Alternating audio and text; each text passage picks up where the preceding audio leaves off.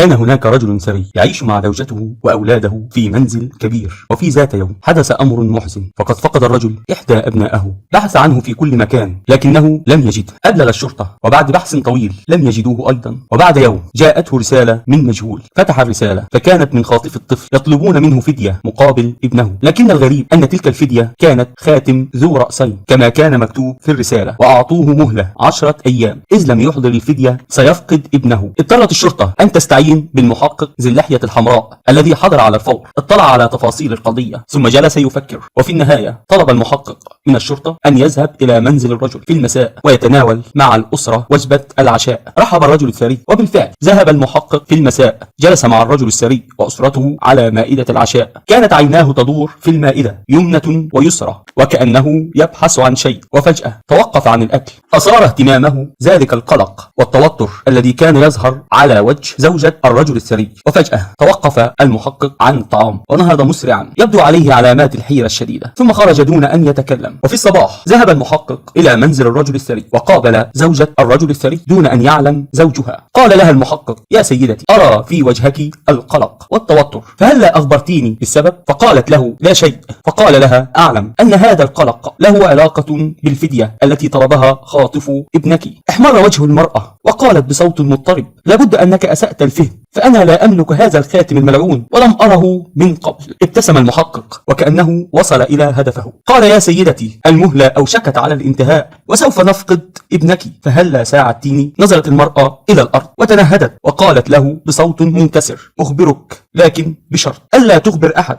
فقال لها: لا تقلقي، هذا عملي. قالت له: كنت متزوجة من رجل آخر قبل زوجي الثري، وكان رجل ثري أيضا يملك مالا كثيرا، وقد أنجبت له ولدا وعشنا حياة سعيدة، لكن كان له إخوة وكانوا يحقدون عليه وأرادوا أن يتخلصوا منه ومن ابنه الصغير. اضطر زوجي أن يخفي ابننا ويعلن عن وفاته حتى لا يقتلوه أعمامه. أحس زوجي بغدر إخوته فكتب وصية قانونية بأنه لا يحق لأحد أن يأخذ تركته وثروته إلا من يملك الخاتم ذو الرأسين، والذي نقش عليه كلمة سر كتبت في الوصية وأخفيت لا يعلمها أحد. وأعطاني زوجي الخاتم. وفي ذات يوم ذهب زوجي لزيارة إخوته الذي كان يساعدهم ويعطيهم مالا، لكن بعدما عاد من عندهم أحس بالمرض، ثم اشتد عليه المرض، وما هي إلا يوم ومات زوجي، وقد علمنا أنه مات لأثر السم الذي وضعوه له إخوته في الأكل عندما ذهب لزيارتهم. ولما مات زوجي استطعت الهرب قبل أن يعلموا بأمر الوصية. منذ ذلك الوقت وهم يبحثون عني وعن الخاتم، وقد علموا مكاني. قاطعها المحقق وقال لها: وهل هذا الولد هو ابن زوجك الأول؟ فقال: سيدي، فقد وضعنا ابننا في ملجأ حتى يكون في مأمن. إن الولد الذي اختطفوه فهو ابني من زوجي الرجل الثري، لكنهم يعتقدون أنه ابن أخيهم. ولتعلم يا سيدي، عندما سيحصلون على الخاتم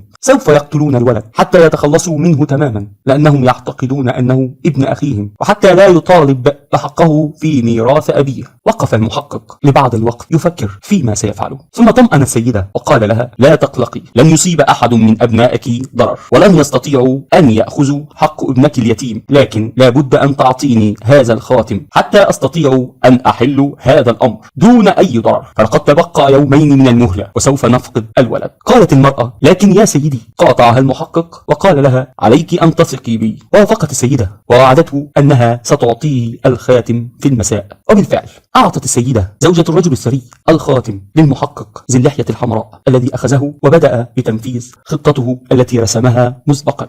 ذهب المحقق إلى الشرطة التي استدعت الرجل الثري وأعطوه الخاتم يسلمه لخاطفي ابنه، لكن لابد أن يشترط عليهم أن يسلموه ابنه عاجلا. وبالفعل استطاع الرجل الثري أن يتواصل مع الخاطفين وسلمهم الخاتم، لكنهم أخبروه أنهم لن يسلموه ابنه إلا عندما يتحققوا من الخاتم هل هو الخاتم الحقيقي أم خاتم مزيف. كان المحقق قد رسم خطته منذ وقت بعلم رجال الشرطة. وبالفعل أخذ الخاطفين الخاتم وذهبوا إلى المحكمة ليتسلموا ميراث أخيهم بموجب الوصية التي تركها، فقد أحضروا الخاتم الذي نقشت عليه كلمة السر والتي أخفيت في الوصية. وعندما قدموا الخاتم كانت المفاجأة، فقد كان بانتظارهم المحقق ذي اللحية الحمراء ومعه رجال الشرطة، ثم ألقوا القبض عليهم وأخذوا الخاتم وعلموا منهم مكان الولد المخطوف ابن الرجل الثري، ثم أخبروا المحكمة بقصة الميراث، وتم تسليم الميراث للابن اليتيم بعدما أخرجوه من الملجأ واستلم ميراث أبيه. لم يغضب الرجل الثري من زوجته عندما علم كل تلك الأمور، وعندما علم أن لها